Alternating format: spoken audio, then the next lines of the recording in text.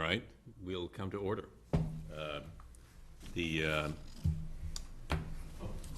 see.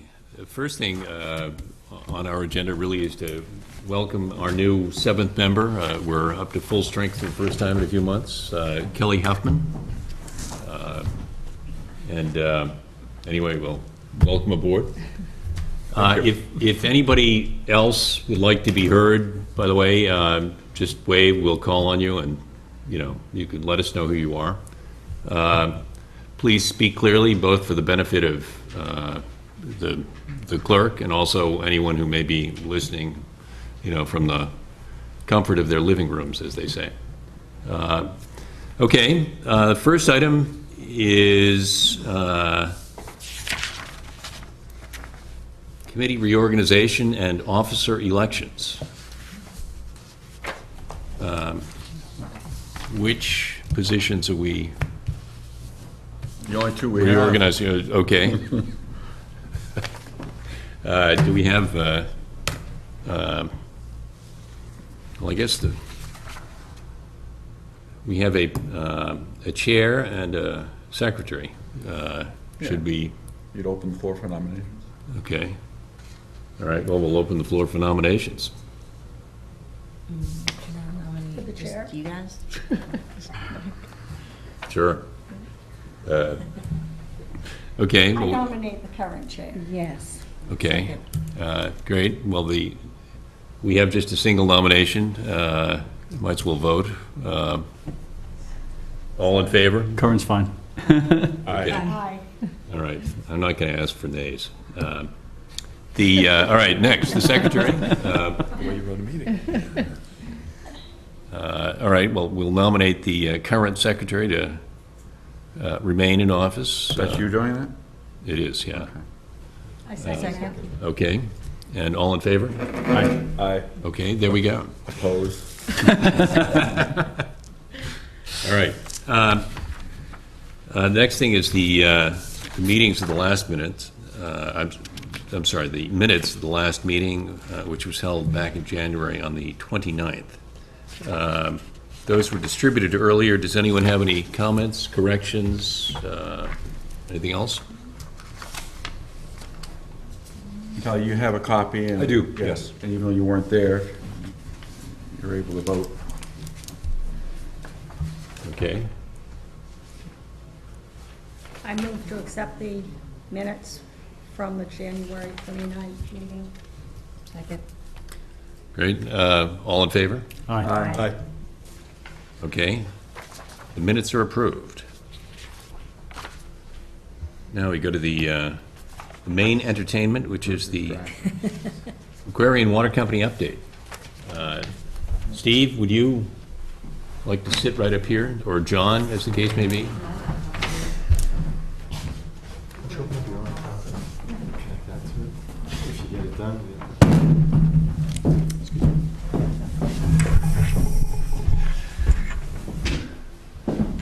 Sorry for the technical difficulties.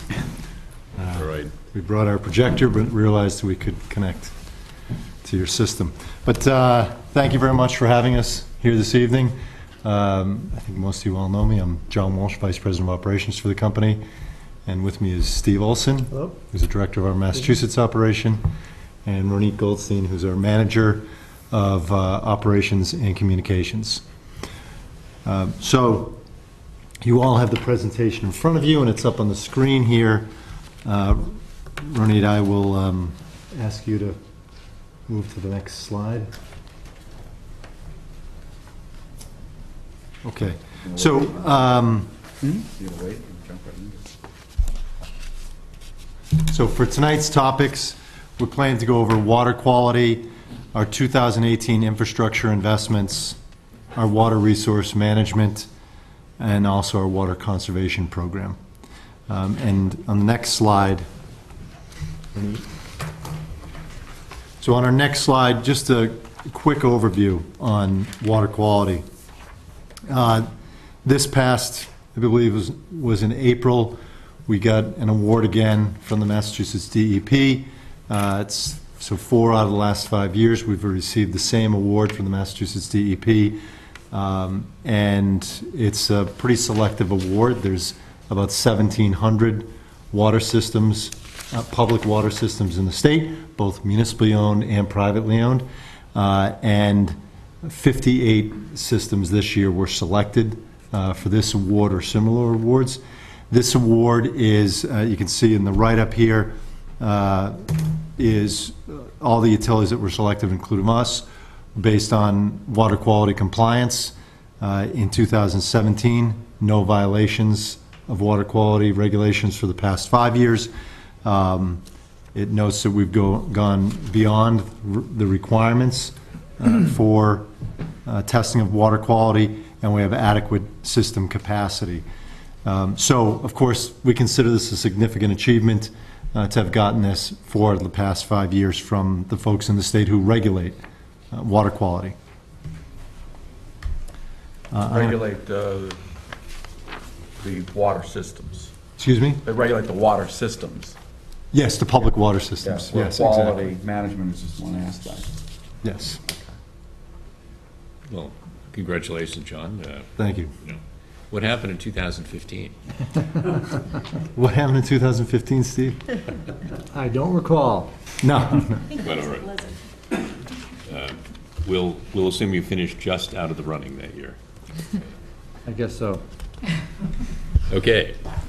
So the next slide, Any chance you have that? I've got it. Oh, you've got it there? Oh, but not on the screen, not on the projector? I'll check if it downloaded. Sure. I'll check. sure. We have a nice video, which if it downloaded, will be good to show. If it doesn't, we'll try to do it as time allows. Still downloading. Yeah. All right, well, we'll try to get back to it at the end. Okay, great. But- Yeah, Not let's, my computer, but I don't Yeah. think it's at home. The video is basically of our most recent capital project, the Aquarion tank project. I think we've been in here and talking about it for over a year. Has anyone driven by the newly painted tank? And, you know, it's got a nice color. It took about 2 years to complete that project. A lot of planning, to figure out how to do it, then designing how to do it. And the infrastructure component started last year by getting 2 new variable frequency drives to run the plant off pressure without a tank. So those were installed last year. Our integrators programmed the plant, the SCADA system, how to run it. We performed a lot of tests this winter. We prepared a large action plan to tell all the operators and how it's going to work. We had a number of meetings with critical customers. Ronit was out in the field meeting with Linden Ponds and some dentists and some other critical customers in South Hingham. We met with the fire department, we met with the town manager. We had a lot of meetings to coordinate it. We tested it, it worked, so once we knew it worked, we took it offline on March 26th in close coordination with, again, the fire department and the neighboring water system of Norwell in case anything happened. It went very smoothly that first week. I think we had one or two calls with some low pressure calls. We made some adjustments. We put out some monitors in the system to log the pressure. Made a couple of adjustments to the SCADA system.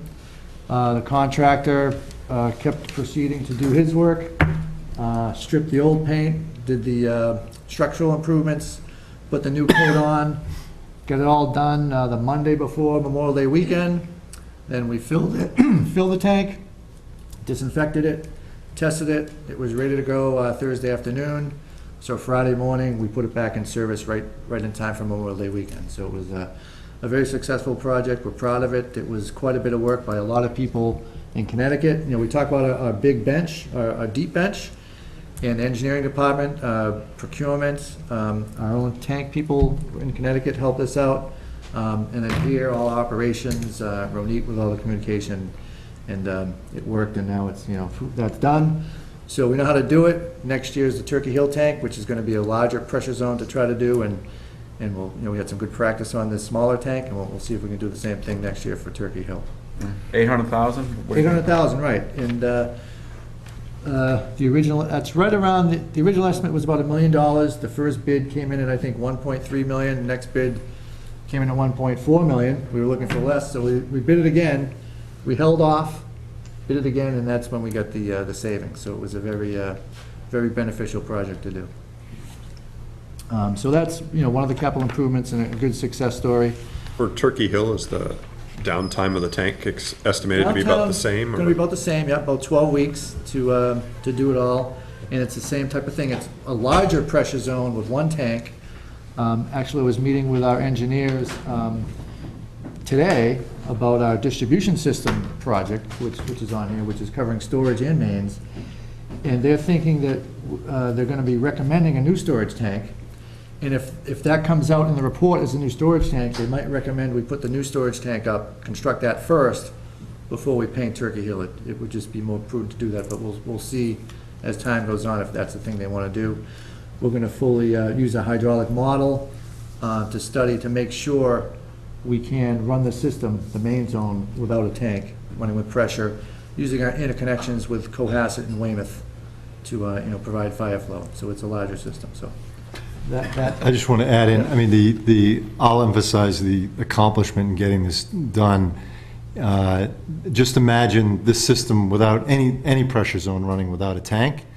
What effectively happens is every time there's a change in demand, so every time someone turns on a shower, flushes a toilet, it changes the demand in the system, and our pumps at the treatment plant have to match that. They have to react and match that demand.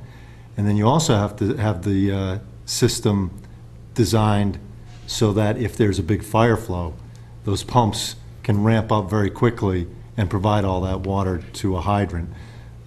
So it's a tricky task to do. We've got a number of pressure zones that only have one tank in them. We actually have pressure zones in the company that have that are the size of, I think, just about the size of Hingham in total, that don't have any storage in them, and all day, every day, we run them in this mode. So with that experience, we were able to do this project where other folks may have actually just built another tank. It's the safer way to do it. The very risk-averse way to do it is to build another tank, which costs millions of dollars, and then rehab the one that you have, so you end up with two tanks. But that's a little belt and suspenders, so we didn't take that approach. a lot of close coordination with, again, the fire department and DPW, just to say, hydrants are off limits. If you have to use a hydrant, please call us first, and so we can be aware of it. So any large usage could have been an issue.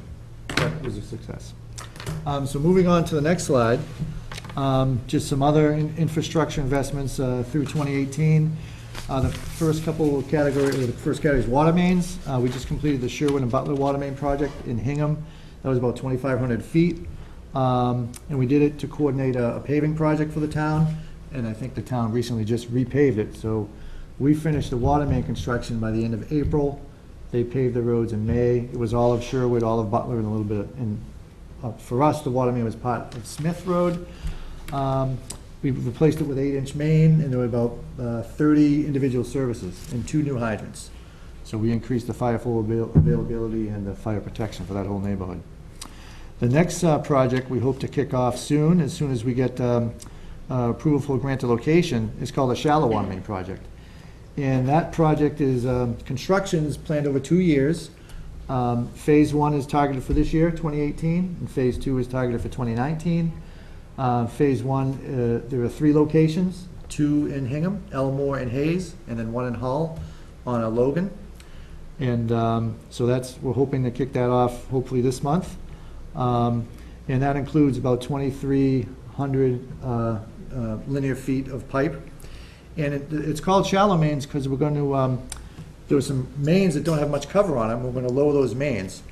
And because the mains are shallow, we have to run, it's called a bleeder valve in the winter. So we're basically wasting water, running water for months from mid to late November all through, late March, early April, so that the main doesn't freeze, because you have to keep the water moving.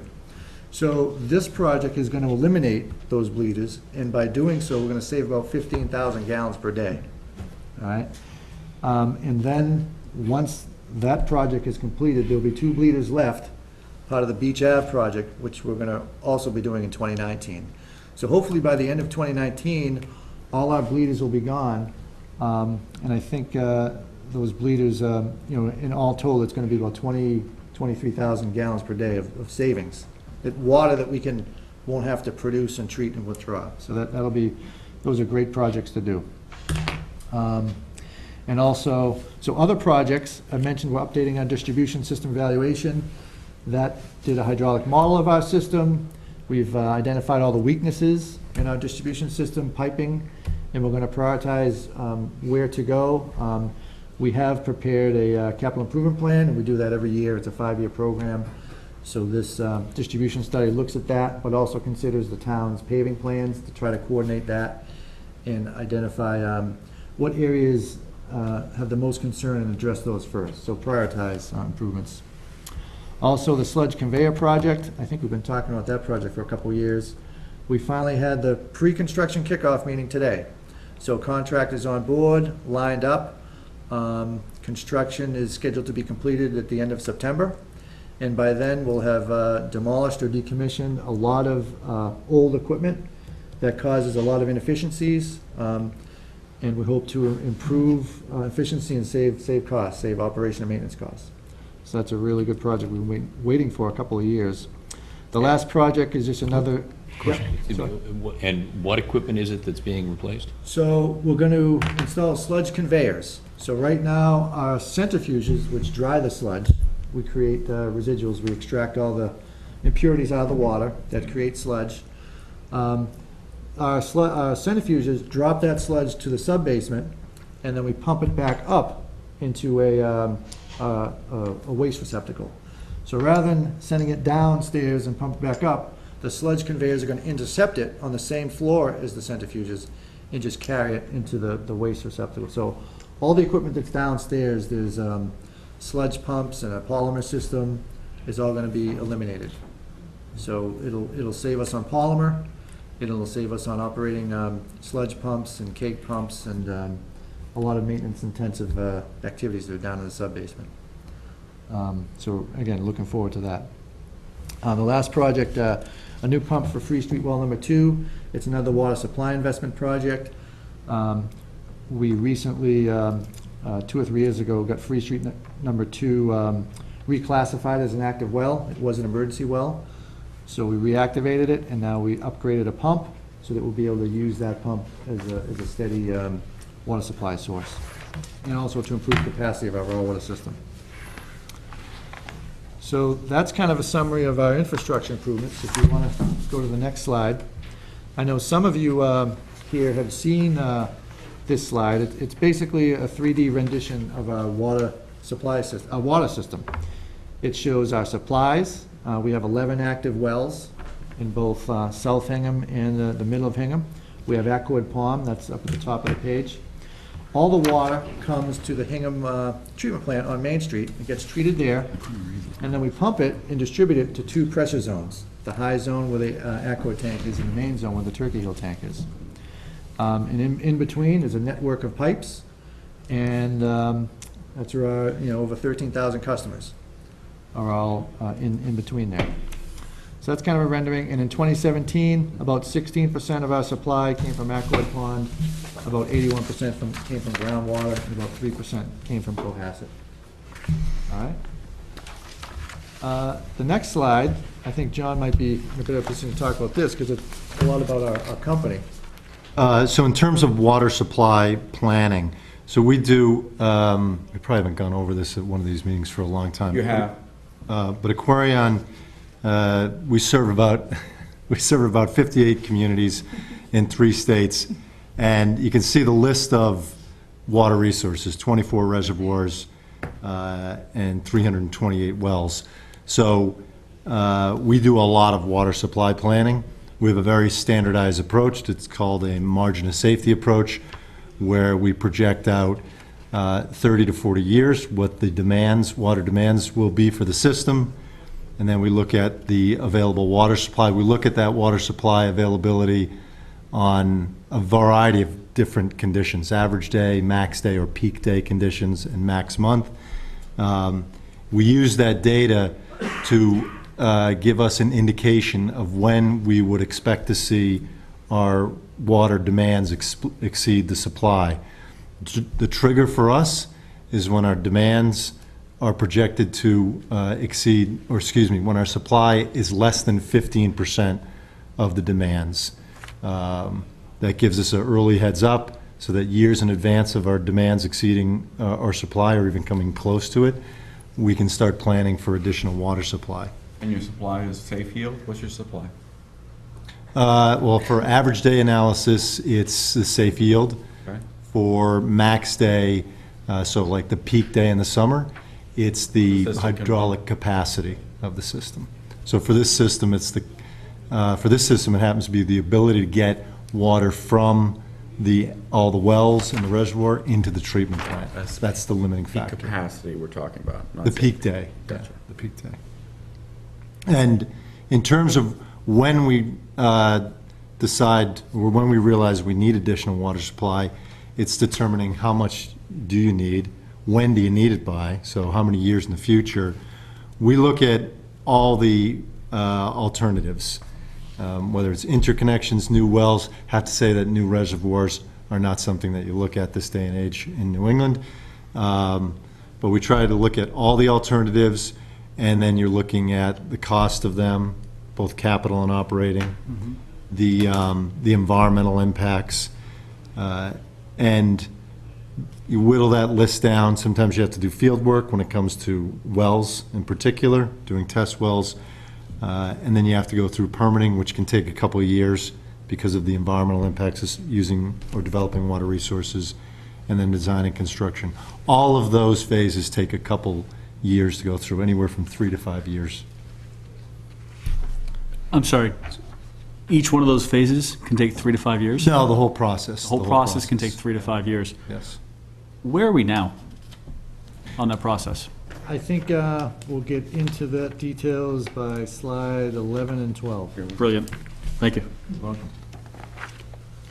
if we want to go to the next slide, yep, water resource management, which, again, we'll get a little deeper into this. For Hingham, Hall, North Cohasset, it's a multifaceted approach, and I think we've mentioned this a bunch of times. The first thing we gotta do is we gotta optimize what we have, because we gotta maintain what we have and make it as efficient as possible. And that includes investing in the infrastructure. So starting as back as 2007, 2008, we installed some new replacement wells. Since 2014, we've invested almost $2 million in the water supply infrastructure, new pumps, rehabilitating pumps, upgrades to the pump stations, and basically, I mentioned Free Street Well number 2. The next phase is going to be a new pump for the cistern well at Fulling Mill. So that's all optimizing and maintaining and getting our existing sources to work as efficiently as possible so we can produce and withdraw as much as we can. The next phase is reducing demands. And we have done a lot of work over the past few years, leak detection surveys, water conservation. We'll get into the water conservation program at the end of the talk. But in all, I think since 2014, the amount of leakage has been reduced by 22%. And that is a calculation of the unaccounted for water going from 20 down to 16? Is that where that comes from, Steve? That is a reduction from 2014 to 2016, yes. Of total million gallons Million for the gallons year. of From unaccounted for water. 2014, year 2014 to year 2016, is that what you just said? It's either, you know what? It's either Isn't it 2014 from or 20 down to 16 2012. or Yeah. something? No, it's 2014 to 2014? 2014 to 2016. Okay. Right, but you measured that as just the change in the numbers in the unaccounted for water. Right, it was 2 years, and it's like going from 20% down to Right. 16. Total some- volume, Right. right. The numbers you've been giving us, right? Yes. Yeah, the 22%, not to confuse percentages here, the industry uses unaccounted for water and non-revenue water as measures. We're doing something real simple, and we're on TV, so let's keep it simple. Yes. We don't want people to be confused with 22%. What that is going for unaccounted for water from a certain number to a new number. Yes. And we know what those Yes. numbers are. Yes. Is it from 20 to 16.8%, I think, is Well, what it's it was? actually water volume that you measure. Yeah. Correct. Yeah. It's the 22% is the million gallons a year of unaccounted for water. The quantity. From a volumetric basis. And that is a reduction in the unaccounted for volume Correct. from the previous number, which I think was 20, down to about 16%. I mean, I repeated myself a bunch of times, but that's where that number comes from? Approximately. Okay. All right. And the The next. people at home need to know that. Okay. The next component is our long-term water supply planning. So the question, where are we now? So we're going to the next slide. The next piece of our long-term water supply planning is going to answer the questions, how much water do we need, when do we need it? So a lot of you have seen this, this graph to the left. We have what we're allowed to withdraw, so our capacity limit under the DEP. We have projections. Those projections are based on information on development provided by town planners from all 3 towns, actually. And then basically plugging in unaccounted for water. What the state standard is, where we were, and where we expect or anticipate to be. So looking at that, the growth and where we're at for right now in 2017, it's looking like 2030, 2031 is when we're projecting that we'll need a new supply to be online to meet demands. And that is if growth continues as anticipated based on town planners and what the projects that we know about, including some development in South Hingham. Off to the right is a bar chart. We should say these different lines here represent different assumptions of unaccounted for water. So if unaccounted for water is brought down to the green line, which is 15% unaccounted for water, it moves that point out at which we'd need additional supply to like 2034. Right, and if I may, I'm going to go back just a little bit, because I have my minutes from the last meeting. And so just that 22%, where that comes from. And in the meeting we had in January, you didn't know what the unaccounted for water was for 2017. I guess you still don't have that figure? We have that calculated. Okay, right. But you did have it for 2016. Right. And that was 18%, so I was wrong with 16%, it was 18%. So if we extrapolate, then it probably came from like 22 or 21% down to 18. I don't have the original number of 2014. Do you guys have that? I did not bring it with me. Okay, but at a 22% change, 20% change, 1/5, and so we can do the math, but it was 18, so it was a higher number than that. That's number one. And again, number two, we've seen this graph on the left-hand side. I'm in a great mood tonight, guys, too. We've seen this and we don't like it. We've mentioned that before, that the starting point, you're not showing all the, the dots from years prior to that. So we asked you to kind of move that up to where the center of the black is, that jumping up and down of the actual numbers. It jumps quite readily. So instead of starting at the base, we asked that you did an average where the black graph is, showing the slope, and we were okay with the slope. We didn't want to contest that, but we do contest the starting point, that it would be higher when you look back at the number of years, which are really close, 99%, 97% of the withdrawal limit. Again, when you look at the last figure, I think, which is 90%, unusual summer, and we've talked about this, I think this was in the fall, that we didn't like your graph, and we didn't like where your slope started. And you said you were going to change it. So. This last dot represents 2016, which is 3.18 MGD. 2017 was 3.16 MGD. So we're trending as a flat or slightly down demand. So right, in the last couple of years, but if you look at the previous years, it bounces up and down. And so we thought that the starting point should be somewhere as the median, as opposed to just the last year, which we thought was an aberrant number. And hearing 2017 is very similar. Okay, it brings it closer to the lower part. But to start it right at the base, we just thought that it should be a little bit higher. And so the year in which you are projecting at, well, let's say 15% unaccounted for water, 2033, is actually probably a year sooner than that, especially since we do have a number of significant projects that are soon to go online, as everybody knows in town. And so that's why I think the slope is going to rise a lot quicker, and then may level off because we don't have as many developments in the pipeline. Again, there's a lot of things about this graph that we didn't like in last fall, and so I just want to bring those points out. And since we're on television tonight for the first time, I thought this would be a perfect opportunity to kind of stress those points. If I may. I agree with you on the chart in so much as it's taking a nice point to start from. I think we can all agree that this chart could be done a little bit better, to be a little bit more realistic, because we're dealing with something that we can't sit idly by and say, oh, it looks great now. We've had a lot of rain, it has not been a drought season. All that being said, I think that gets us back to we need to figure out where on the chart we are for planning something to increase supply. I think that's pretty much what you're getting at. I think the realism of the chart just needs to be reassessed. Right. Well, Are we again, at 16.5? based Oh, on the experience of. We spent a lot of time us- on that chart the last time, too. Based on the experience across 58 cities and towns in New England, we're comfortable with how we're evaluating it. If you look in the bottom right-hand side, that shows the water withdrawals for the last, since 2004.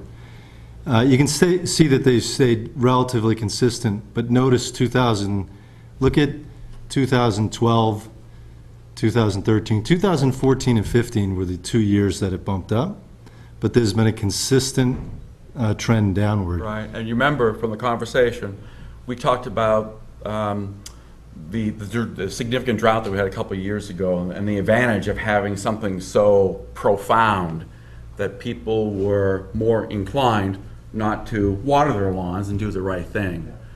And, it's not letting a good crisis go to waste. That was what we had talked about. So I know, Steve, you remember this. We talked about this graph and that we thought it should be a little bit higher from its starting point, not the very base. And second, we thought that the slope should have more realism as far as the projects that are coming on.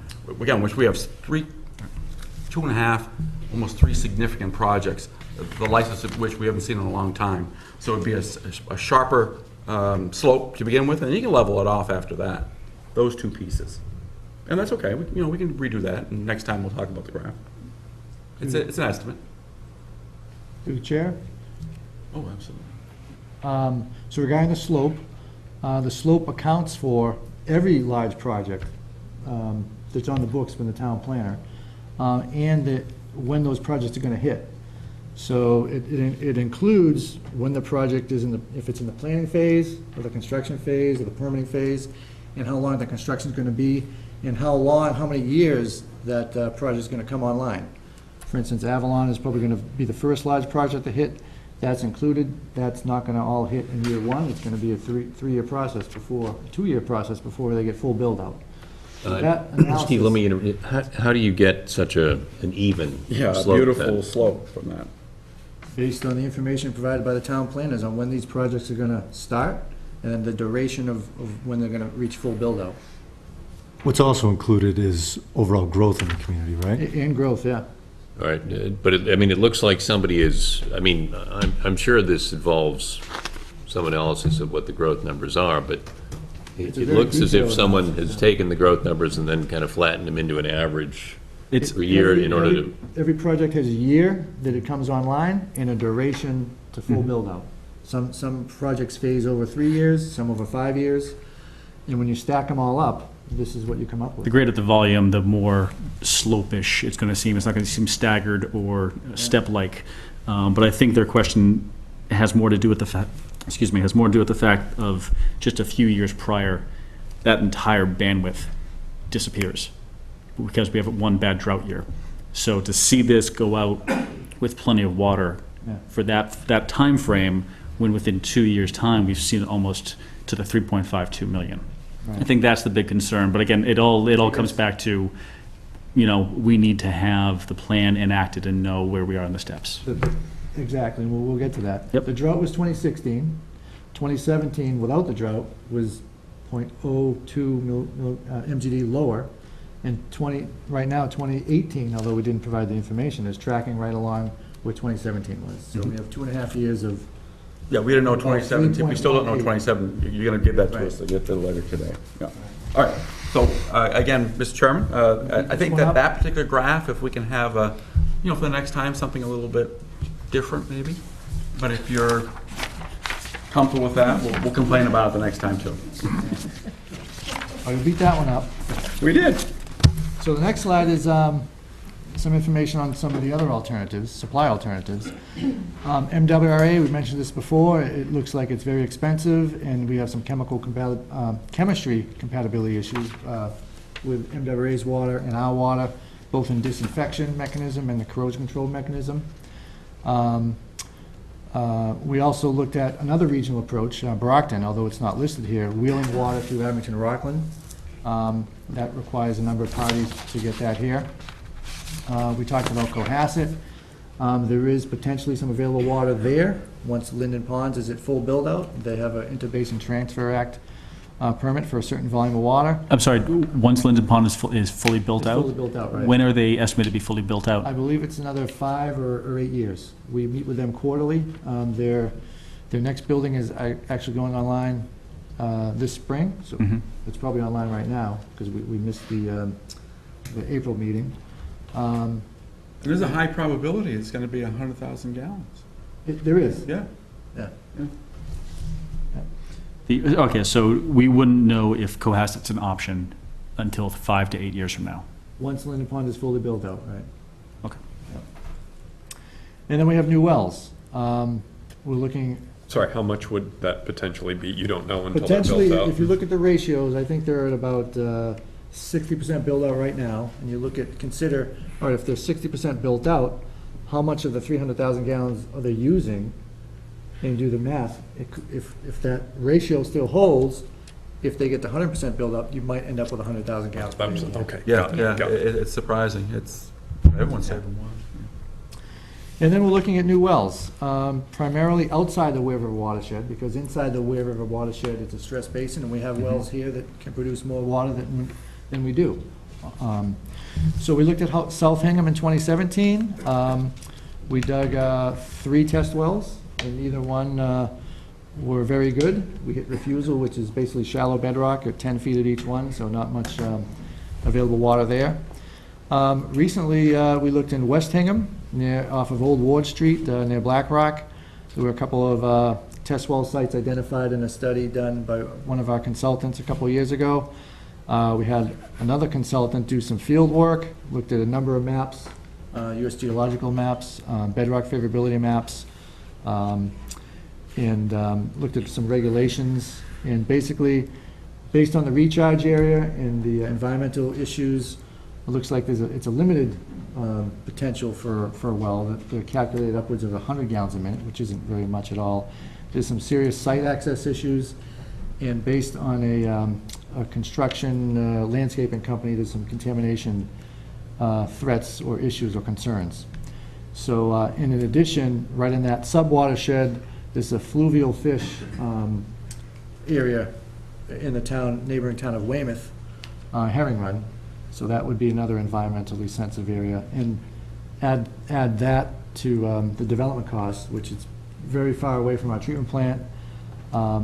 It just doesn't look like a very favorable site to try to develop. So in terms of that very far away, I mean, what that means, if the water quality is such that it needs treatment beyond adding chemicals like chlorine for disinfection and maybe sodium hydroxide for pH control, if it's anything more than that, if it needs to be treated with filtration, we'd have to put a new water main all the way from those wells to the treatment plant. And it's over $1 million a mile, right, for a main? Yeah, and there's a high likelihood that it would require filtration because of the proximity of the wetlands, which is standing water under the surface water treatment rule. If you don't meet a buffer, an offset from standing water, then you'd have to filter it. So, and then we're looking at East Hingham, which is the Wampatuck State Park, but that is a state park, and there's a high likelihood that state parks usually don't let entities into their parks to drill for resources, water being one of them. And knowing the history of that park, it might not be such a good idea anyway, knowing it was a former munitions facility. So then that leaves us within the Ware River watershed, which we've talked about. We have resources there, so what can we do to expand those resources? And one thing that comes up is the Fulling Mill resource area, and it's about flood skimming and flow augmentation. So if we go to the next slide, we have a graph on the left, which is stream flow from the Ware River. So this concept, It's an innovative solution. It's about skimming water that's gonna just go to the ocean in the winter when it's not being used. So taking that water, diverting it, and storing that water, setting it aside for low flow periods, the summer, when the Ware River is, has a low stream flow, releasing it in a controlled and managed fashion to augment the stream flow to benefit the environment. And if we can store enough water and release the water, we might not only benefit the river, but also be able to withdraw more water from the watershed. So that's kind of the concept. The graph on the left shows, again, stream flows where you have excess flow, that we can use our existing infrastructure, divert that flow, set it aside and store it. All right? Yeah, yes, we already have the diversion structure. We use it. Well, let's go to the, Okay. we'll go to the next slide. Steve, can I stop you for just a second? Yes. Any study of the, potential environmental effect of eliminating the excess flows? Yes, that is going to be Oh. done in phase Right, 2. sorry. All right? So phase 1 was basically a desktop study, an inventory of the infrastructure we had, which is shown here. We have a graph on the left. All the way to the right, you see the Aquard Brook coming down. We have a diversion structure, the Aquard Brook diversion, that's this shed to the right. There's a dam there, and there's a valve and some piping. If you follow the red line, that piping goes all the way to what we call kettle ponds in our Fulling Mill resource area. So that's gravity flow. It's been in use since 1903. We divert water to the kettle ponds. The kettle ponds are all interconnected. This past spring, we recently surveyed the kettle ponds. We did an inventory of all the interconnecting piping, the inverts, the depth, the size, to calculate the volume, to make sure how much volume we have, and also did some of the similar information for Fulling Mill Pond. So between the kettle ponds and Fulling Mill Pond represents where we can store water. The outlet to Fulling Mill Pond, we have an existing dam outlet. But, may I? Yep, Fulling Mill Pond yep. is not man-made, like where the kettle ponds are. So you can't drop the volume of Fulling Mill, but the kettle ponds conceivably, yeah. Fulling Mill Pond, I believe, is man-made because it has a man-made dam there in outlet It's a structure. reservoir. State classified. I don't think, well, even though We it has a have, dam, it's not man-made. I mean, it has a dam, it's an impoundment, I'll go with you on that, okay? It's an impoundment, but it's not like the completely man-made kettle ponds that you can just drain right, that's not a wetland up there, the kettle ponds. Right. Where Fulling Mill is a wetland.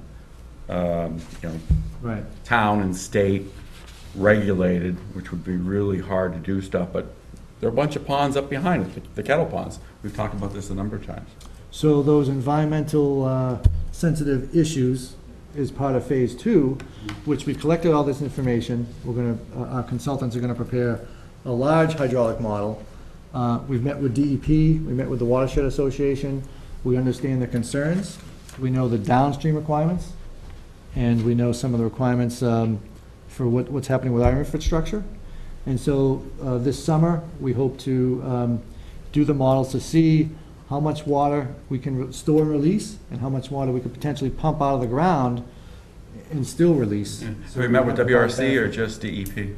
Say that again? Have you been to WRC, Water Resource Commission, or just DEP? Just DEP. Yeah. On the excess flow chart, do you have any more history than that, or is that just when the study started? That's just from phase 1 desktop study, yeah, so we just looked at 2016. Any feasible numbers of how many We do have gallons we're some talking about here? If I can try to recall, we looked at some Streamflow information from 2011 through 2016. There was a couple of years where Streamflow information was missing because the USGS gauge station wasn't being serviced. So during that period, I believe there were 27 days where the stream flow of the Ware River was less than 7Q10. 7Q10 is a defined low flow for a stream. The average 7 days, the lowest average 7 days in a year, a hydrologic year. So we found that, I believe, if we could drop the volume of the level in the kettle ponds by, I think, 3 to 4 inches, release that over time, we could eliminate those 27 days of. Oh, because it was, low flow. yeah, you mentioned, I have the minutes right, I thought it was 15 days, now it's going to 15? 27 Okay. days? Going by memory, so if, Oh, it's 15 days. Yeah, okay. Yeah, which is a lot. yeah. Yeah, it's a lot of days. So then the next phase 2, is going to be to see if we can withdraw water downstream of the release, see if that water is going to be captured by our wells, or if it's going to get by the wells, and then basically augment the flow in the Weir River. And that's good, how we're going to figure out, how much volume we have, how much we have to release, and It's a fascinating and exciting prospect. Yeah. hopefully we'll have some real good answers by the end of the summer, early fall. But before we get on to the next slide, pardon me as I get. So just on the identify and evaluate, the new wells option Yes. is not an option. Is that what you're saying? New wells, I guess, Outside of the Weir River? outside of the Weir River. Outside within basically Hingham, though. Right. Yeah. Back But- burner right now. It doesn't look like it's a great option. It would be, if the Fulling Mill resource area doesn't pan out, then we'd probably go back to that, take another look at it one more time, as well as the other options. So basically, we're trying to push all the options forward Right. until we hit some kind of, hurdle. And then we're basically following the path of least resistance right now, that the alternative that looks most promising, which is the Fulling Mill resource area. So, for lack of a better phrase, right now, the new wells outside the Weir River are not looking promising, Right, and not as it'll be a last promising as- resort if the others fail. Right. Okay, If so- they're inside the Weir River with the Fulling Mill resource area. Right, so, I mean, just for the sake of looking at the options, because for the last few meetings, we've looked at the options, and they seem to get prioritized differently at every meeting. I'd just like to be able to, to say with some sort of certainty, this has been looked at, it's now, for the foreseeable future, off the table. So now we're down to 3. Well, I guess we keep advancing on all fronts, so Right. if our priorities change, it's because we get new information. Right. And that's why. So, I mean, if this summer, it doesn't pan out with Fulling Mill resource area, we might be coming back in the fall and saying, you know what, here's the direction we're going now. But that's why I want to kind of move forward, bring everything along as much as possible without, as much as possible. Okay, so Cohasset's, we're not going to know for 5 to 8 years. Right? The new wells are not, within Weir River, are not looking ideal at this time. Within the Weir River watershed, we're looking at the skimming. It looks pretty good. Looks pretty good, but it's not a great replacement, it's just it's an efficiency Well, move. That- We'll have some higher confidence in what we can say about Okay, that. on phase It's 2? an Yeah, offset. summer, yeah. Yeah, it's no additional water, it's an offset. Steve, we haven't talked No, about. no, no, it it is is a- additional water. Yeah. It is additional water. This study will look at augmenting flow plus withdrawing more water. Oh, from the you're watershed. correct, right. The For water that would release otherwise go is into a the ocean. offset, and the only reason you could withdraw more money, or Mm-hmm. more water, is because you have this offset on the other side. Right. Yeah, right. And- You have So to our have limit would both. go from 3.51 to, 3.71 or whatever, Right. you know. And then the MWRA and the Brockton are costly. The best way to say it? Yes. Okay. Would Brockton still be the largest source? No, Brockton and MWA are similar as far Okay. as availability. Brockton has some limitations politically, depending on what the city does, of purchasing a treatment plant from a private entity. And we would have to get that water through Abington and Rockland, so there'd be a couple other municipalities involved to wheel the water, get it to us. And then we go back to the $1 million a mile? Yeah. Well, no, if it's a transmission main, yes. If in fact, Abington and Rockland, they're also looking for water. If they purchase water from Brockton, we would wheel it through and then purchase water from them. So there's a potential to get it without a transmission main. Use So just existing- take it from the closest Yes. person up on the contract? And our system is fairly close to the Rockland system, And few hundred thousand feet. I take it there are no chemical compatibility issues there? Correct. Okay. Economically, this Abington looks Mall. like a fairly good It does, because it's all existing infrastructure. You know, we did an inventory of it, we didn't do a full, I mean, we're gonna find out on paper with a model if it works. Then the next phase will be, you know, do we need to upgrade any of this infrastructure that was built in 1903? You know, I remember, only because I live in that area and walk it most days, there was a year in which there were pumps extracting water from the kettle ponds and bringing it down and dumping it into Fulling Mill Oh, yeah. to supply the Fulling Mill cistern pump that year. And so, I mean, that movement of water has been done, but this is for a different purpose. Steve, do you mind? Just with the West Hingham, and you're an expert on Weymouth, Yeah, and as far as the herring run in Weymouth, we're familiar with that. That water comes from this particular wetland, or doesn't it come from the reservoir, so overflow from the reservoir in Weymouth? it's this, the West Hingham sub-watershed Yeah, is a tributary to that, or the tributary. Isn't the main flow, though, come from the overflow from the? well, the main reservoir? flow is the Old Swamp River, but this wetland area in West Hingham does contribute to it. I guess I Yeah, I didn't know I do that. have a larger USGS map and some swimming maps that kind of show that, but, Thank you, Steve. Is the treatment plant you mentioned in Brockton, the brackish desal plant on the yes. river there? So Okay. that facility is actually in Taunton, but they have a pipeline that gets to Right. Brockton, and we buy it from Brockton. Yeah, I think it a Silver Lake issue, so that's less likely than. So moving on to water conservation. I think this is the last slides. So I'm not sure if you're aware that we're participating in a water conservation pilot study. We're one of 3 water systems in Massachusetts participating.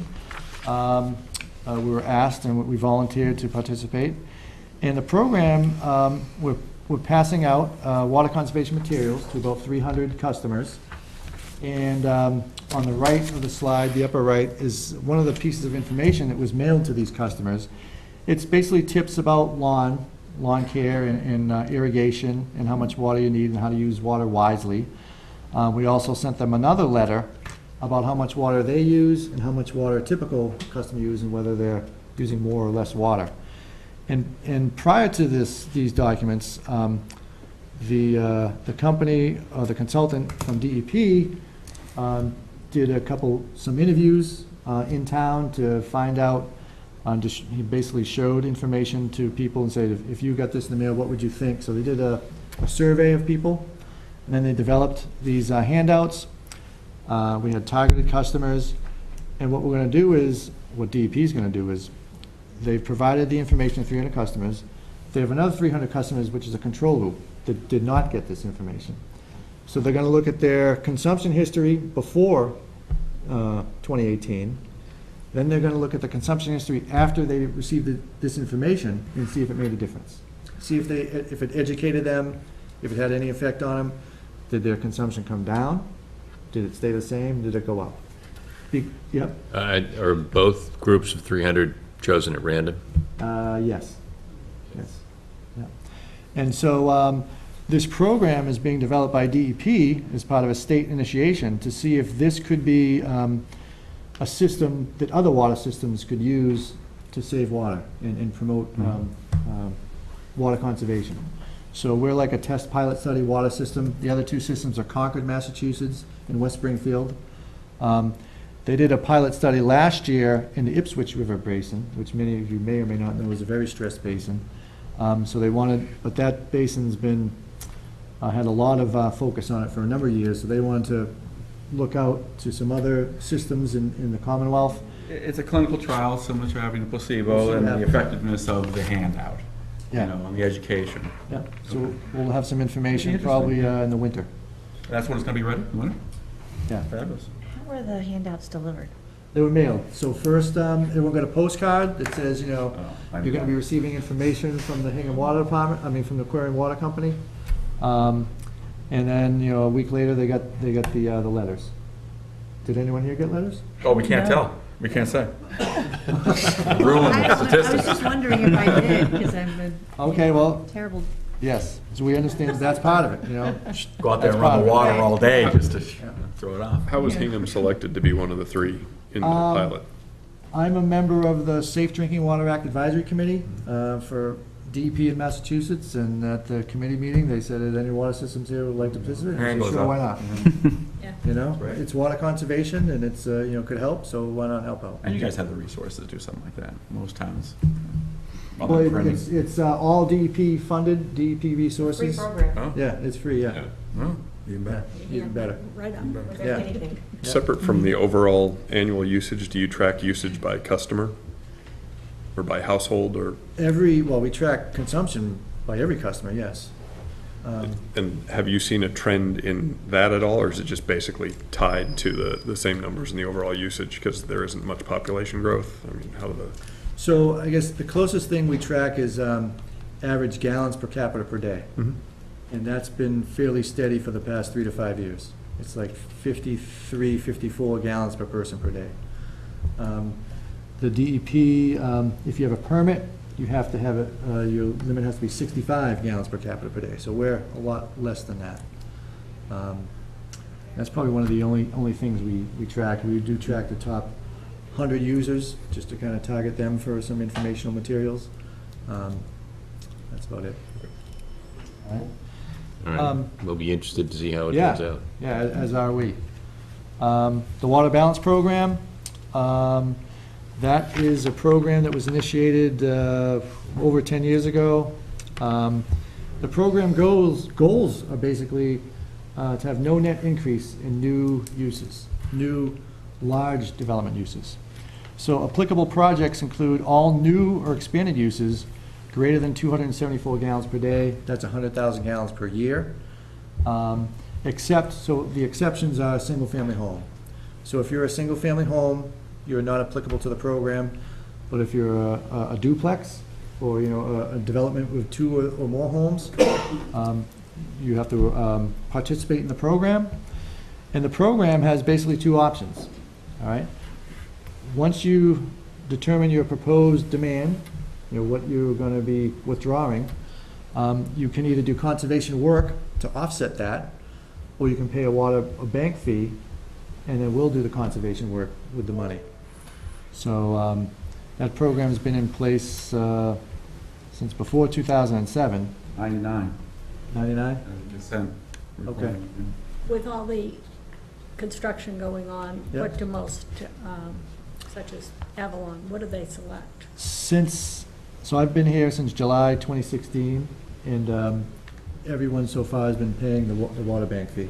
Yeah. Yep, and that's $10 a gallon, $10 per gallon per day. So if a new development's gonna use 1,000 gallons per day, then it'll be $10,000 into the water bank. Per day?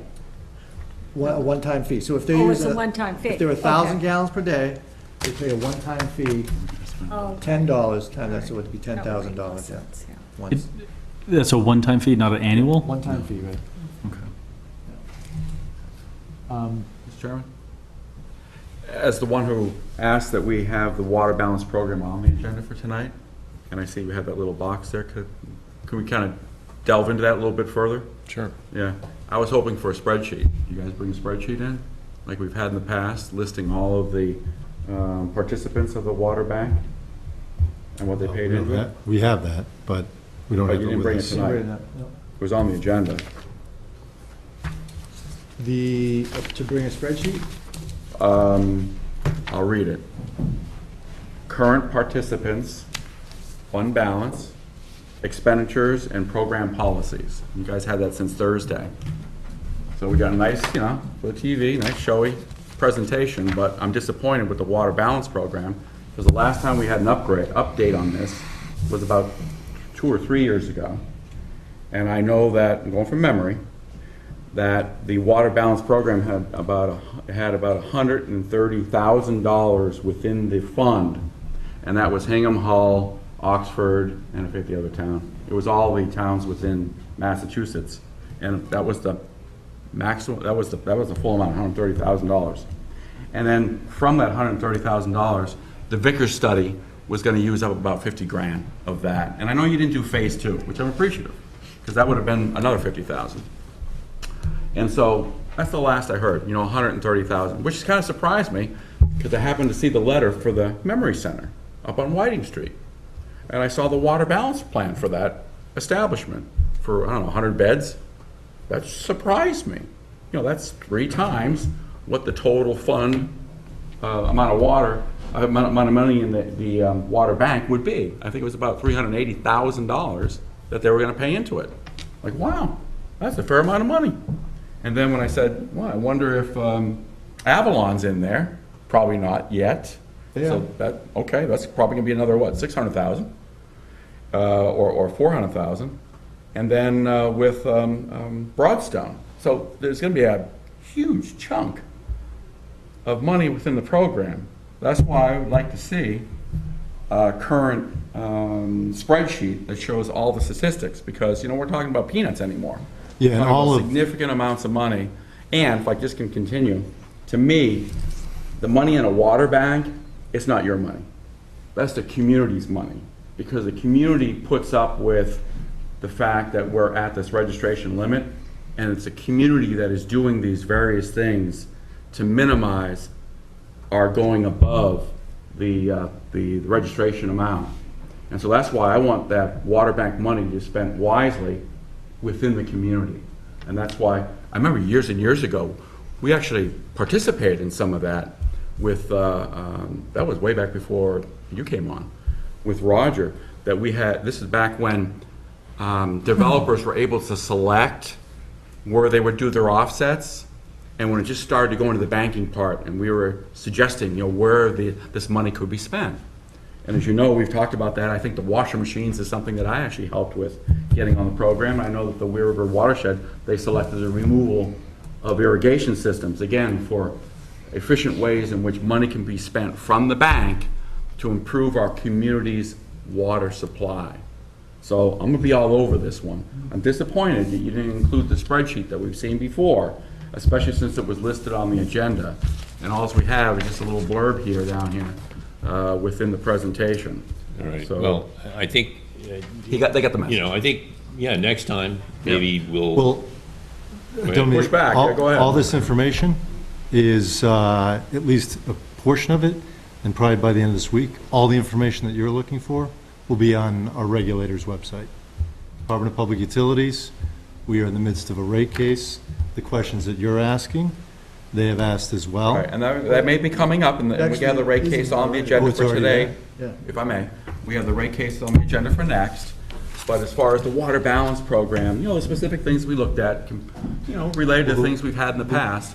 The water balance, I'm we just wondering- believe that the comprehensive review of it, because there's all the questions that you're asked and more, the comprehensive review is, the place for that is the Department of Public Utilities, because they're asking all the questions that you're asking, plus some more. As Steve just told me, this information that you're asking for is already on their website through the interrogatory But that's process. all irrelevant, because we're the Water Supply Committee for the town of Hingham. Our charge is to manage it here. Well, We're looking for, this is It's not- something that I've been complaining with the chairman for a good number of months, that these meetings are all dog and pony. And finally, I get one thing on there of substance, water balance program, and there's nothing here. There's no potato. I'd be glad to point you to all of the information that's on our regulator's website Great. regarding Let this. me, two quick things. If you do that, if you could send that around maybe by email to everybody, that'd be great. And second, I'd say maybe at our next meeting, we'll take up the subject again, and you'll have provided a little bit more specific information for all of us, and Kirk will be happier, and we'll have a more substantive discussion. I'll be happy. Are you just looking for top-line figures? I'm looking for what we got in the past. I've been talking Yeah. to Sam since No, no. January about getting this. Okay, but, and if there's any question, well, and we'll probably have some communication between now and then, just with regard to what kind of information more specifically. It's on the site now, I can go get it. And we, by the way, Kirk, we completely agree with you in terms of the money should be spent in the community it's collected from, Fabulous. and to be spent wisely. We have these discussions internally in the company in terms of should it be spent on conservation, like paying for replacement toilets? Should it be spent on replacing the shallow water mains.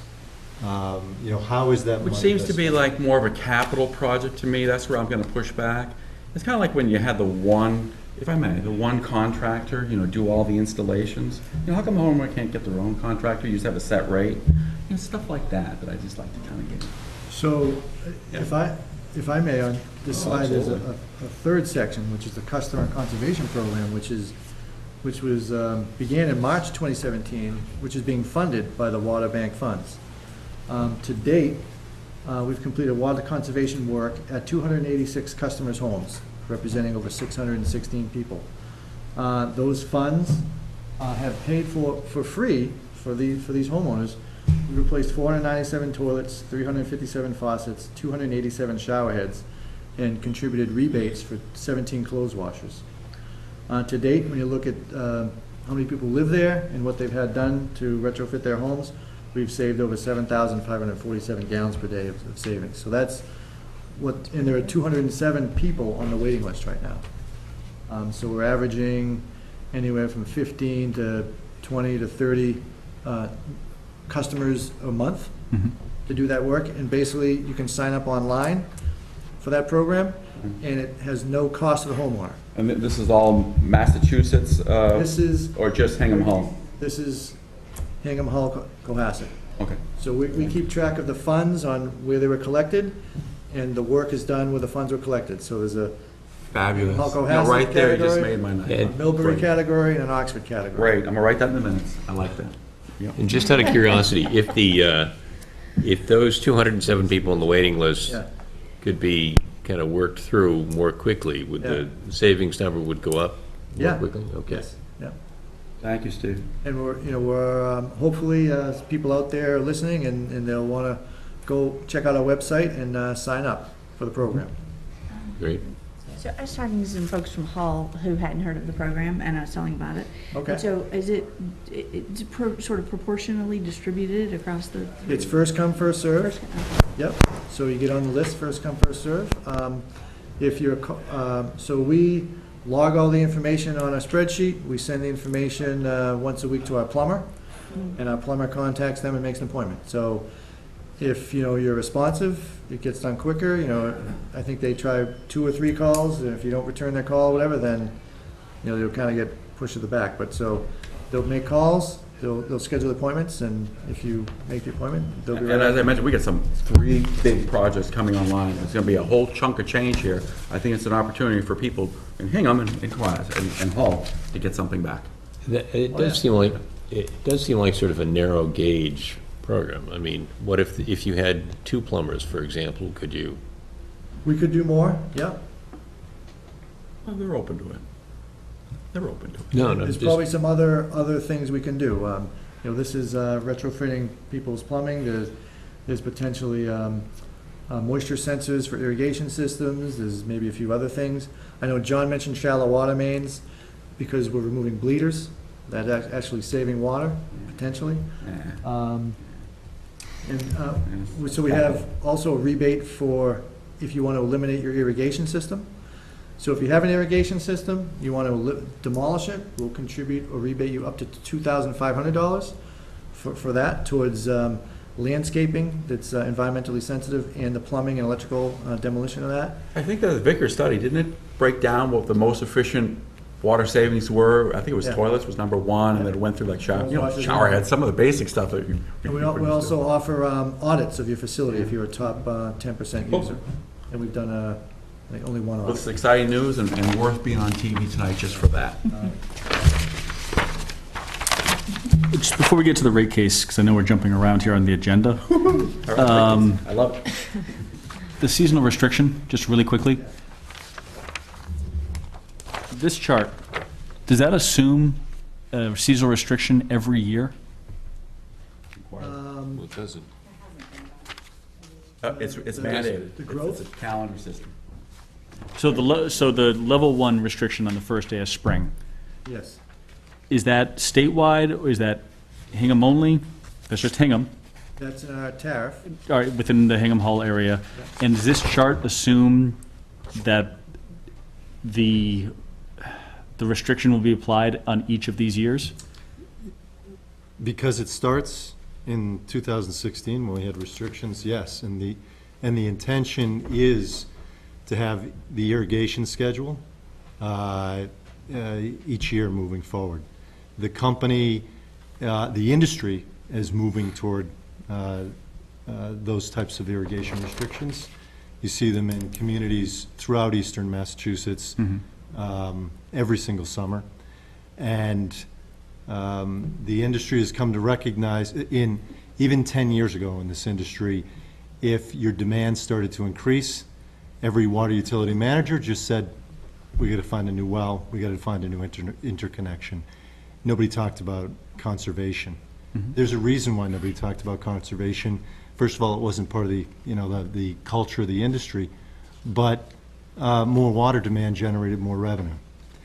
Aquarion is taking a different view of this, not just in Hingham and Hull, it is in Connecticut as well. There's 6 major cities and towns in Connecticut where we've implemented restrictions starting in 2016.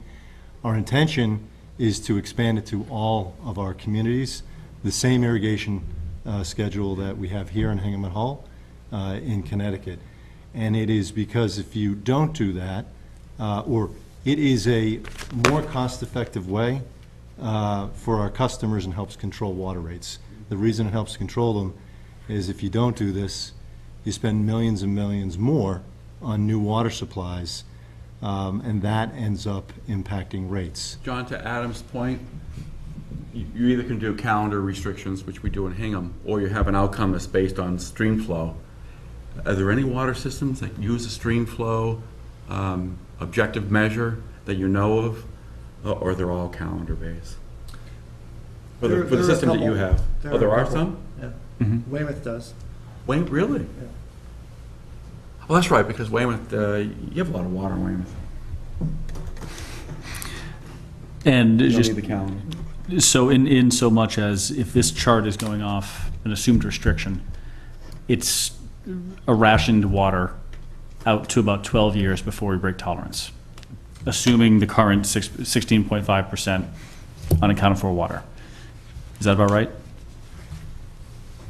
Well, one of the other reasons we're doing this is because in the state of Massachusetts, if you ask DEP for additional water supply, they are absolutely going to implement these types of restrictions. There's been communication for years. People have asked the same question for years of us, and the folks at DEP have responded back to us and the people questioning us, and they said Aquarion is ahead of the game here, because if Aquarion comes and asks us if they can have another water supply, could be MWRA, Right. could be interconnection with more water from Cohasset, could be another well, they are going to force us to implement these restrictions. I'm not saying I'm against the restrictions or anything like that. I'm just trying to get an idea of, and not getting into the details of the chart, as strange as that may say, I'm just trying to find out what's the time span. Can we get on one page tonight and say, based upon these numbers, whether you like them or don't like them, whether they're starting at a beneficial time, because everything's been very low, to whether they're using restrictions, to assuming a constant 16.5, is that right, 16.5 unaccounted for water is now the official for 2017? That was 2016. That That- was 2016 as submitted to DEP. Okay. Oh, we talked about that too, the two different numbers, yeah. We just Okay. talked about 18 a while So- ago. Yeah. Okay, so all other things being normal, which is a common phrase used, we've got 12 years until we break tolerance according to this chart. If the developments progress as projected. Right. Okay, so we're at 12 years. Well, assuming that chart, which I don't, I'm not saying either, I'm just All right. saying according to this. according to them. So we can start someplace and not, because we've seen this chart before. And there have been times, especially in 2014, where the chart showed 5 years. I mean, it changes. But I'd rather stake a claim now and say, okay, we got 12 years. So that's There was what we a measure. projection by the Department of Conservation and Recreation, right, DCR, back, Many years ago, yeah, 2000. 2012 or something. So the DCR, and correct me if I'm wrong on any of this, is tasked with developing the demand projections for communities, and you follow their same methodology for the work that you've done. And back, I think it was before 2012, they estimated that by now we would be over this permit limit. So, and those are the folks who do this for every water system in the state. Well, it's an estimate. I mean, it's going to change. That's part of the malleability of the whole process. No, that's fine. I'm just trying to, so we're all on the same page here, and there's no, hey, this is a chart, see you in 3 months. Hey, this is a chart. Just a quick follow-up question. Now that the tank is finished, does the level 2 water restriction fall off the neighboring community? So for South Hingham, just in that pressure zone, we had a total ban on irrigation up until the end of May. But since the tank's online, now everyone's at the same level, which is 2 days a week. That's the level 1 restriction. Okay, because I saw the note about level 1 and then level 2 on the first day of spring. That was fun to read. I just didn't know, now that that's off, is there going to be a notice that gets sent out saying that everyone, if there is, and I missed it? Was there I'm not sure if there was a code. We're in the calendar red. season now, so it just rolls over. Right? Okay. Well, a code red went out, and Went from none now to alternating. I think the Twice a original week. code red said the date that folks would be able to start watering 2 days a week. May 26th. Yeah, yeah. Oh, I didn't get it. Okay. And, because that's May 15th was when that started the calendar. Or is it May 1st? No, it was like April. April 15th. April April 15th, 15th. first day of spring, it was April 15th. level 1, level 2. Okay. But because the system didn't have a tank, the high zone, Right. South Cut Hingham. that out, yeah. Yeah, to keep the pressure. Irrigation systems until. Completely understand that it's at a higher risk. But I just wanted to see if something was going to go out, and in case I missed it, letting them know that, okay, now everyone, all of Hingham is down to a level 1 restriction. Yep. Okay.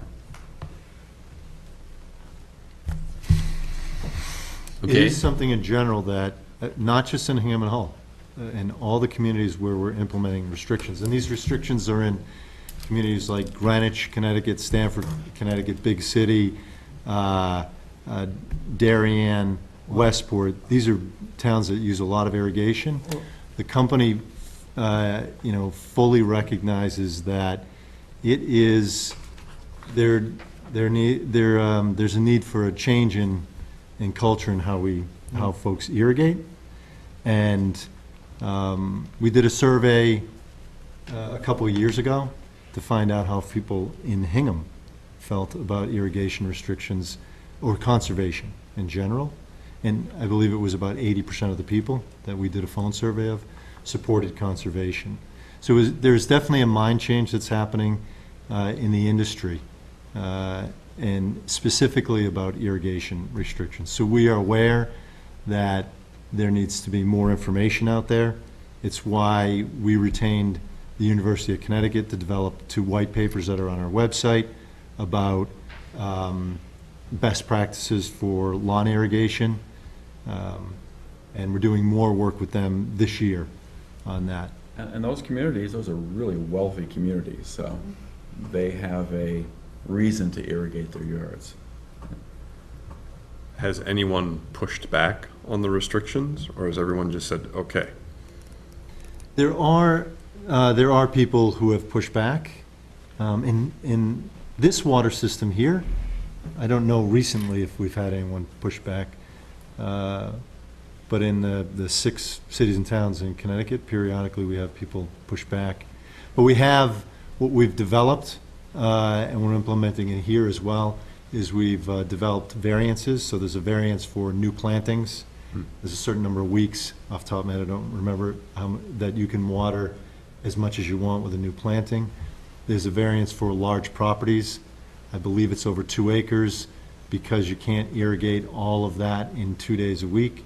We give variances as long as your system is determined by an auditor to be efficient. And there's a new variance that we've developed for high efficiency systems. So if there's certain controllers that you have, and certain, I believe, sprinkler heads. So as we've developed the program, we get feedback from irrigation contractors and customers, and we've made adjustments for those folks who want to invest in high-efficiency systems, we allow them to irrigate more often. They get a specific permit that they post so that we know when we're doing our patrols to see if people are watering off schedule. We see the permit, and we recognize that, they shouldn't get a letter asking them not to water on certain days.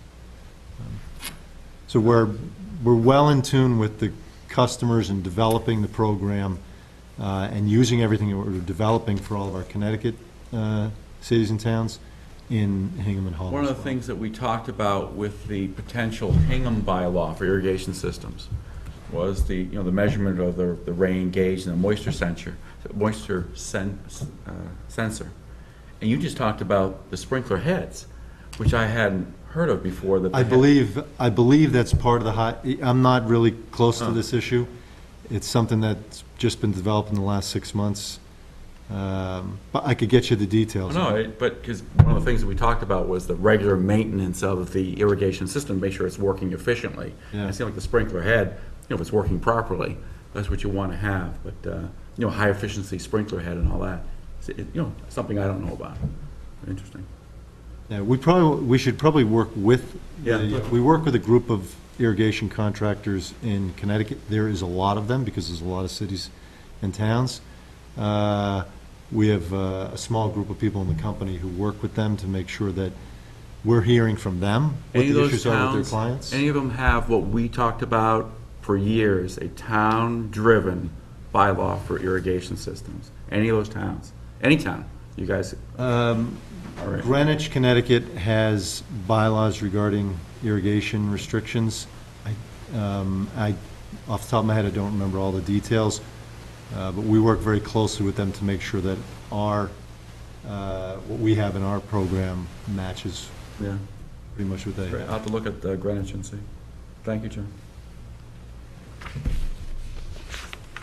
Okay. On to the rate case update. So, I'm not sure what specific topics. I can tell you that where the rate case stands is, and we filed back in April of 2017, and we asked for a delay in the rate case proceedings because of the Eversource acquisition. So there was either a 4 or 6 month abeyance. So it's been over a year since we filed for a rate increase. In February, we filed an amendment to our initial filing. We are still in the process of answering what are called interrogatories. And the next substantial step is there is evidentiary hearings at the DPU. That happens at the end of June. And then the DPU takes all the information. This is the Department of Public Utilities. They take all of the information they've gotten through interrogatories, pre-filed testimony, the evidentiary hearings, and use that information to determine the appropriate rate increase. And I believe the expectation is that result would come out on October 1st. I think I have that date correct. So the filing that was done in February, we filed an amendment, in February for a couple reasons. One, there was a change in the tax code, the Tax Reform Act of 2017. So the corporate tax rate went from 35% to 21%, which means our cost goes down. In that amendment was a reduction in the amount that we were requesting for the rate increase. And there were some other things other costs that went down as well. So for those reasons, we were looking for a lower rate request. And it went from 14 down to 13.3. What are the numbers? 13.3 down to No, 14.7 to 13.3. 14.7. Okay. Part of that reduction was also the accelerated program, correct? The capital? Well, that was the other piece of the filing, the amendment, was what's called WRIM, Water. Where's WIRS?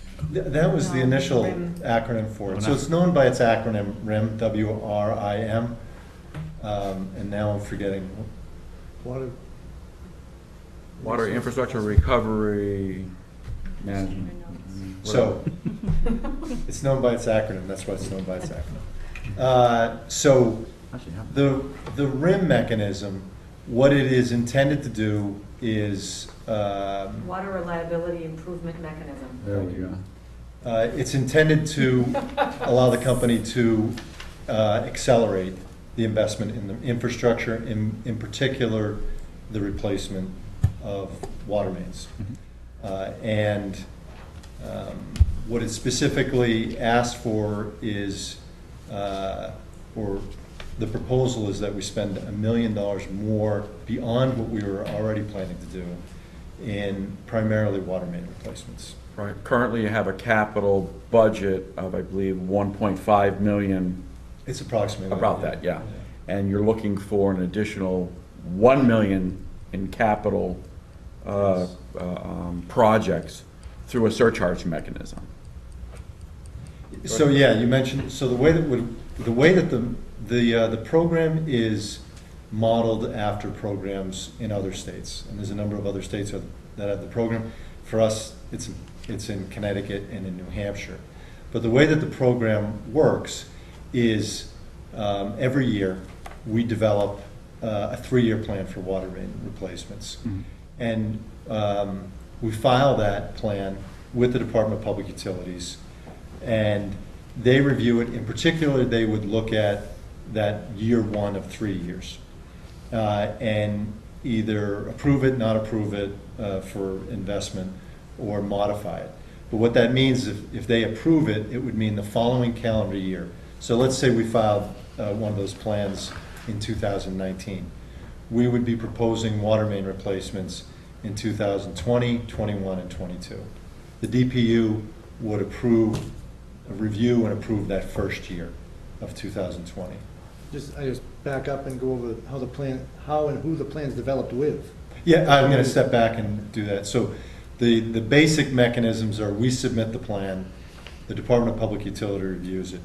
What I like about these programs, because we have them in 2 other states, is that it allows everyone, including the towns and our customers, to see the impact of those investments on rates before we make the investment.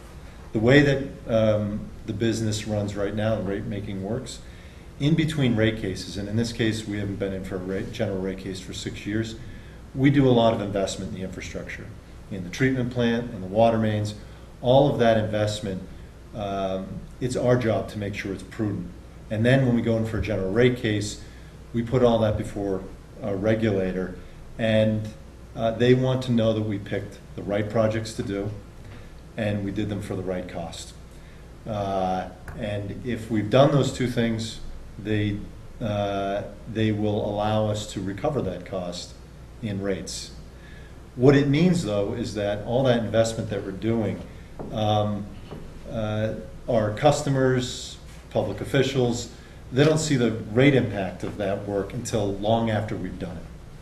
We're presenting it to the Department of Public Utility after the work is done. What I like about these things like the RIM program is that report that we've been developing every year to submit to the Department of Public Utilities, that would list every water main that we're proposing to do, the cost, estimated cost associated with it. And then for the group that we propose every year, the total, the surcharge that would come along with that. So that customers, public officials, our regulator could all say, you're proposing, say, $2 million worth of water main replacement in 2020. It's going to mean a certain % rate increase. And everyone can weigh in before the work is done. I think it... To help select the projects. And, yeah, that's the piece that, so what we've proposed for Massachusetts is that months before we submit the plan to the DPU, we submit a draft plan to the communities that we serve, and then we sit down with the community, public officials, whoever the town designates to sit with us, and we review those plans. We take all your feedback, we make adjustments in the plan, and then from that, we submit a plan to the Department of Public Utilities. It's a much more collaborative process, and the community is much more informed of the impact on water rates of replacing water mains. So I think it's a much more collaborative process than we have right now.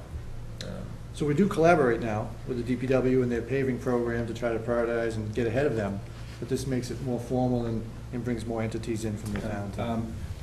You weren't there, Mr. Chairman? You may. Yeah, I was at the rate case hearing, and you were on vacation at the time, and I spoke against it. And I was kind of surprised, because when we talked about this in January, when I heard about it, well, that sounds like a great idea, front load.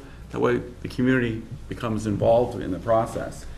But then I went on and looked at your actual tariff that describes what the program entails in a written form, as opposed to just a kind of a verbal explanation. And that's when I kind of get turned off a little bit from it. And so, and as John knows, I can get turned back onto it, because I gave you suggestions on how to change the tariff, that I could go there again. But the things that kind of bothered me were, it wasn't just water mains. There are a lot of things that are eligible for that surcharge component. And as you know, when Aquarion first bought the water system from American Water, they were going to go from 7-year rate cases down to 3, have it more often. And that isn't what typically happens, because when you see these rate cases come so frequently every 3 years, the public kind of focuses on, geez, another rate case, another rate case, another rate case. So I think that the frequency of rate cases being about average 7 years is not to alarm the public that, this rate case, that the rates are going up so often that it's a problem. And so my point was, I don't care about that. What I would like to see done, and as I mentioned, John was there, these capital projects, they need to be coordinated. So I'd love to see you put the money into the capital project over the long term and come back every 3 years if you have to, as opposed to what I see as a surcharge that you're going to spend $1 million worth of something every year, and that's going to be tacked onto our bill as an automatic if this goes through. Where on the rate case, it gives us more time to kind of look at it together, which we do. We do have a great cooperation, and talk about these type of capital projects that we need to do and work in tandem. So, and John heard what I said. I thought that the time frame was too small. I thought that the projects that were applicable for the surcharge, the RIM project, were excessive and included, lots of other things beyond just water mains that I go with you for. And I saw that the town involvement really wasn't town involvement. It was a notification. You just guys came in and you just tell us what your plan was. And then we can do like we do. We can make a comment on it. But we didn't have any involvement. And if you look to see what I wrote within your tariff change, the recommendation, I wasn't recommending anything other than something pretty simple, right, John? When you look at it, it was just give us the opportunity to weigh in and have a comment that would be part of the rate case. Because what I heard in Hull was inaccurate, where someone came up, it was an official, and he said that the surcharge RIM projects, they wouldn't go through the DPU process for oversight. They would. It would be an expedited process over a shorter period of time. And so that was inaccurate. They're all being looked at, but certainly the typical rate case process is more comprehensive, and that's why I spoke against it. And I bet you were surprised when I did say what I said, only because you've listened to me over a good number of years and here, and it seemed like, there are some good qualities to it, but in the balance, I thought that, geez, I think that if these changes were made, I could probably support it, but the way it's written now, I can't. And so I hope you guys will take the recommendations that I gave you and incorporate those. I know the other recommendations I have within the standard tariff, you don't like those for some reason. You notice I rewrote them along with Steve's help for some of the words there. And if you look at it, I think it's a little bit better. And I resubmitted that a couple of weeks ago at the same time. But there's a way that you can kind of do these things and help everybody and help the town if we work together and cooperate. And I think that we have we have a personal relationship, we get along real well, and we can give it to you and you give it back. But Am I I allowed think to do that, that? yeah, but I think that the town, the people downstairs don't feel as though they have that. And that's why I was being a little bit more aggressive and heavy-handed with what I wrote to protect what's going on downstairs.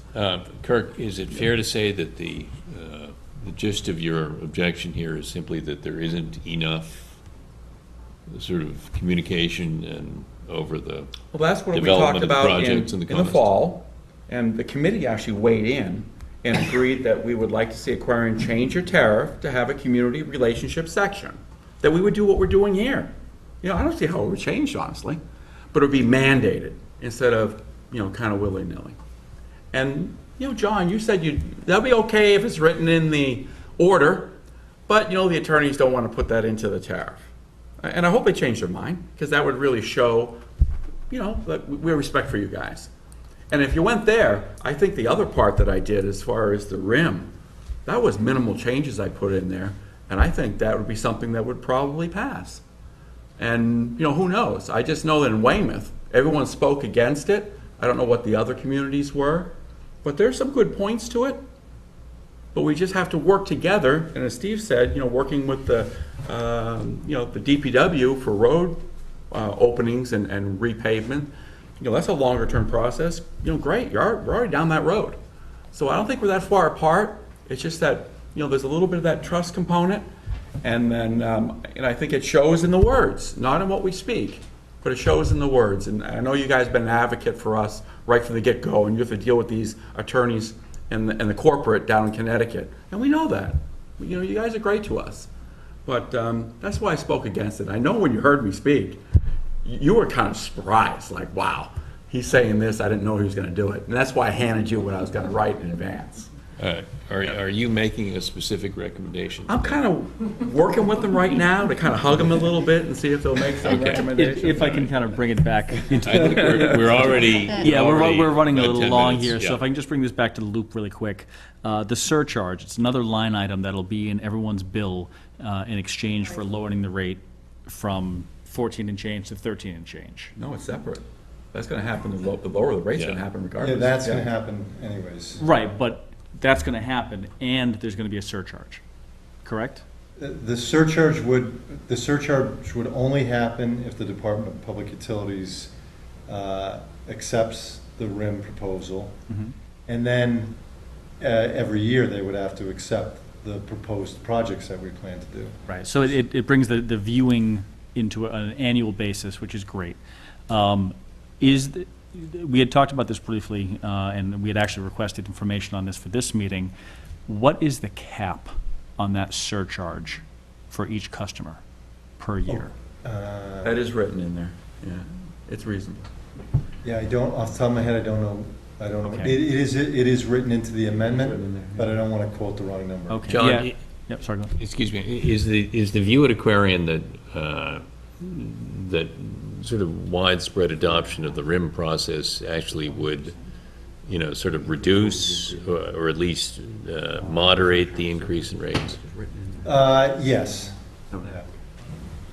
So that you don't have to every 3 years go back for another rate. That's what- Yeah, that's what- we're not in the 3-year cycle anyways. Right. Yeah. But is the idea that, is it at least, possible, or at least part of the hope that It would sort of extend. the aggregate increases over whatever period of time it might be actually would be a tiny bit less if you were able to, or would aggregate come out about the between- same? Between the surcharge and the Yeah, general is there rate. any, yeah, I don't think the aggregate would be lower. it'd be about the same. It might be a little bit higher. The reason is, this is an acceleration of water main replacements. Understood. So, which we think is needed, and I think we've heard that even last week at the public hearing. We've heard about the infrastructure needs. Although our water main breaks, the number of breaks were well below the industry average. We do hear that folks want more investment in the infrastructure.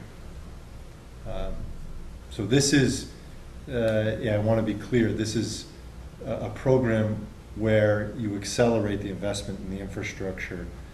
And if you're accelerating the investment, we're investing more in the infrastructure, and that will impact rates overall. Okay. And if we had the ability to focus in on water mains, you keep talking about water mains, but, you know, the proposal lists meters, valve replacement, cleaning, relining projects, company segment services, whatever that means, leak detection equipment, and other, you know, I wrote other peripherals. Oh, company segment services is our side, the company's side of a customer's service line. So from the water main to the service line that goes from the water main to the house, Yeah. the company owns the piece that's in the roadway. Or company segment services, is that little, Yeah. now I know, okay. I actually knew what that was, but I didn't know it was called that. Yeah. Yeah, yeah.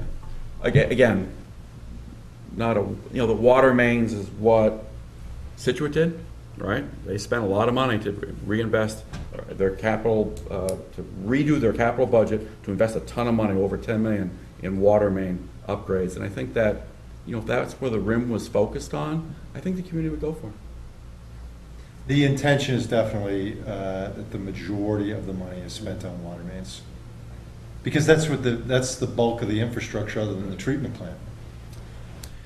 Well, I used to live in Situate. I'll tell you about what that 20 million got so far. I lived in Situate for 18 years. 20-something years. Okay, well, I'd like to propose. Before you call it out, just one really quick question that was supposed to Okay. be provided today. In the last meeting, I brought up that 2014, there was a radon spike of 0.7 picos when federal mandates. It was radon.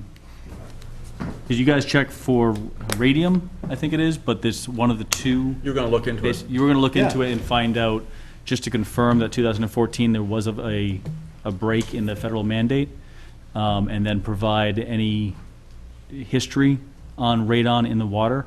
I know it's naturally occurring, but I was surprised that there was a federal break and it wasn't brought to light. So, Which year? 2014? I have the 2014 CCR. Okay. And there's no. Which is the water Consumer quality. Water quality Right, report. And right. There's no radon reported in here. There's Do you no radon, measure okay. for radon? You don't And measure? I looked at our sampling program. So every water system has sampling programs for a 3-year period. Mhm. So the first one I looked at was from 2014 to 2016, Mhm. then 2017 to 2019.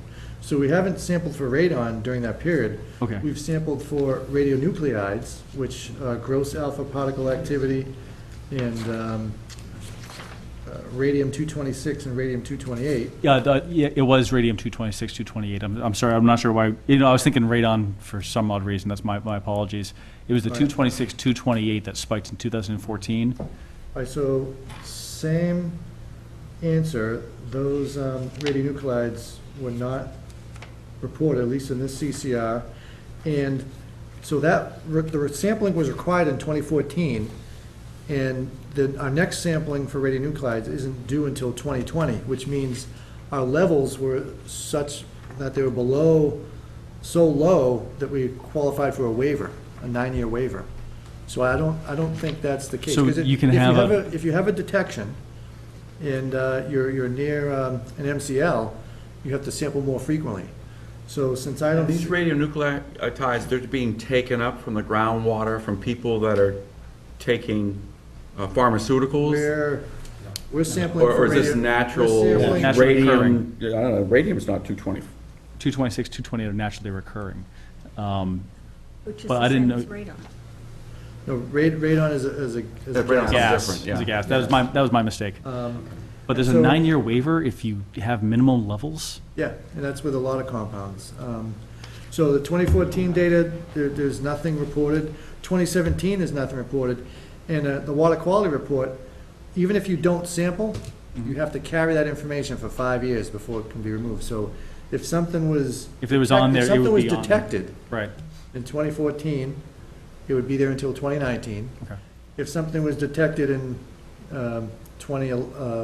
2009. Okay. It would be there in 2014. So there's a good 10-year window here. I'll send you guys the link. We had this conversation, it was with a site that you guys are familiar with. Okay. And you're gonna have to forgive me, it's not coming on top of my head right now, but I'll send that link to you that showed 2014. I was surprised there was a spike, and part of the request was just to say, nope, that's not right, or yes, it was a Yeah. one-time spike, Yeah, yeah. whatever reason, but thank you. You're welcome. Adam, can you copy the rest of us on that Absolutely. one you send? Absolutely. Some of us don't have the background. Good, I'm glad we followed up on that, because that was asked, the radon was specifically asked for, but that's not something we routinely test for. Okay. Any further topics to be hugged or anything else like that? You know, I don't think I've talked enough tonight, so. All right. In that case, Scheduling? yeah. I think we're probably talking about, we're probably talking about September. Is there anything Yeah, what's- coming Is there- up? Yeah, is there, yeah, What are your benchmarks? yeah, what's on the horizon here that you can see? Well, we'll be wrapping up some capital projects this summer. We'll be starting, we finished our spring flushing last week. We'll be starting our fall flushing in September, October. Anytime you might actually have numbers, because, I mean, there's no sense in having another meeting if you don't have any numbers back. In general, of recent projects or anything, any updates? Well, in late September, hopefully the conveyor project will be done, and the shallow water main project will be near completion. And How about the Fulling Mill stuff? Fulling Mill, we will likely have some information in September. And That's we'll new certainly stuff, have a yeah. distribution system Do you- evaluation program with recommended improvements and a map of, Right.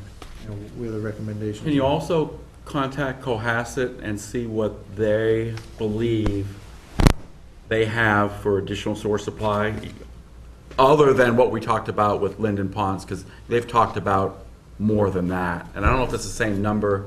I guess that's the easiest number because it's already been approved under the Correct, Interbasin but Transfer Act. So they've anything- talked about, Anything over and above that, you'd have to go through that whole Interbasin Transfer Act which we've again. done before, and that, you know, and I can imagine that could be done again, but I just don't, you know, the number that they were providing some years ago, I'm curious if that's still what they're advocating that they have available.